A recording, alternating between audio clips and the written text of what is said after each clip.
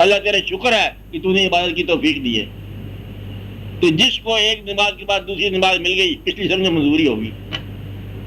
جس کی منظور نہ ہو اس کی اگلی نماز ہی کو نہیں ہوتی. کیا کہا؟ جس کی نماز منظور نہ ہو اس کی اگلی نماز ہی کو نہیں ہوتی. وہ وہی کبھی اٹک جاتا ہے. نئی نماز جو ہے ثبوت ہے کہ پچھلی نماز کبھی کچی پکی منظور ہو گئی ہے. اس لیے یہ سارے عوامل ہیں، ذرا خیال کرو. تو سادہ سی زندگی ہے. اپنے آپ کو اور اس مقام پر دیکھو جہاں کچھ مقام نہیں ہوگا، صرف آپ ہوں گے اور خدا ہوگا. اللہ کہتا ہے کہ تم نہیں جانتے جب یہ مرنے کے وقت ہوتا ہے مجھ سے یہ کیا بات کرتا ہے مرنے والا، تمہیں نہیں پتا کیا کرتا. تو اپنے آپ کو اللہ سے روبرو کر دو اور اس کے سامنے جاؤ تو وہ خود بخود سب دور ہوگا. اللہ نے ایسے سیکھا کہ جب وہ وقت آئے گا تمہارا عقل بھی خاموش ہو جائے گا، زبان بھی خاموش ہو جائے گی.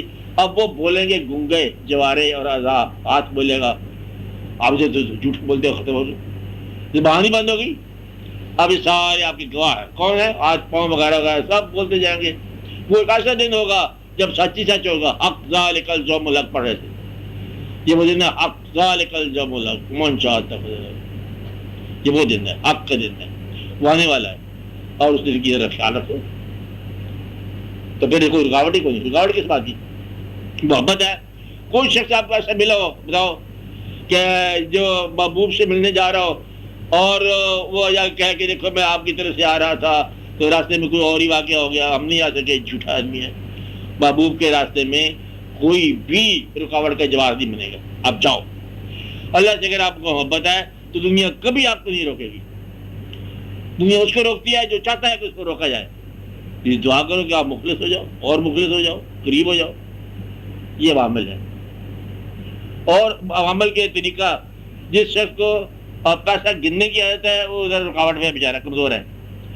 اس کو گنا نہ جائے، اس کو چھوا نہ جائے. جسم کی لذت سے دور رہا جائے. جسم کی جو سارا احساس ہے آرام ہے ختم کرو. لذت وجود جس کو آپ کہتے ہیں اس کو روکا جائے. کھانا ہے، پینا ہے، یہ سارے واقعات کیا گنانے، سارے واقعات. جس سے جسم کی دنیا آباد ہو اس سے بچو. روح کی دنیا میں داخل ہو جاؤ. اللہ تعالیٰ مطلب فرماتا ہے. بزرگوں سے فیض لینے کا صرف یہی طریقہ ہے کہ آپ دنیاوی فیض نہ مانگا کرو. دنیاوی فیض نہیں ہے یہ، فیض وہی ہے جو روحانی ہے. آپ کا کیا سوال ہے؟ اور نہیں ہے؟ ہاں بولو. غلام رسول صاحب.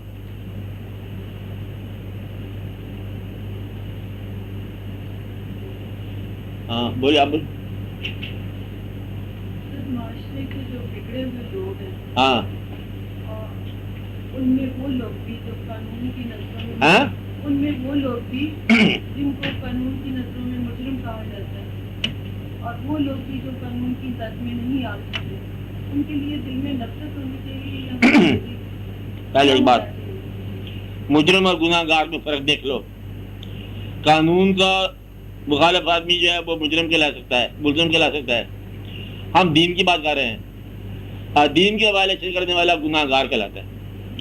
قانون میں بے شمار ایسے مجرم ہیں جو گناہ گار نہیں ہیں. گناہ کی دنیا کی بات کرو. آپ نفرت کر سکتے ہو بشرطے کہ وہ غلطی آپ سے کبھی سرزد نہ ہو. وہ آدمی نفرت کر سکتا ہے جس سے وہ غلطی کبھی نہیں ہو. دوسرے کو گناہ گار ملے اسے کو آپ بڑا اڑا دو گولی کے ساتھ، بشرطے کہ پہلے یہ اعلان کرو کہ تم نے گناہ نہیں کیا.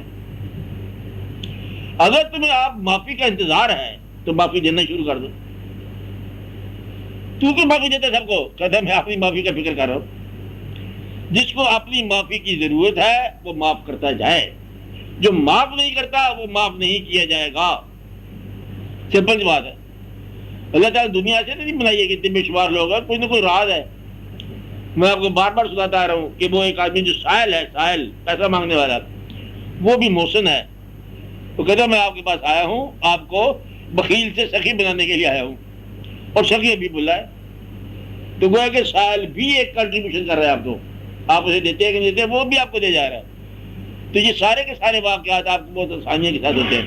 آدھے فقیر درویش جو ہے نیکی کسی کی زندگی میں آسانی پیدا کرتے.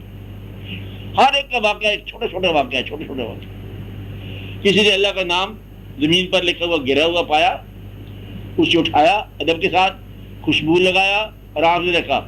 حضرت علمی نے پھر آواز لگا دی تو نے میرا نام خوشبودار کیا ہم تیرا نام خوشبودار کر دیں گے. اب اسے کیا عبادت کی ہوگی.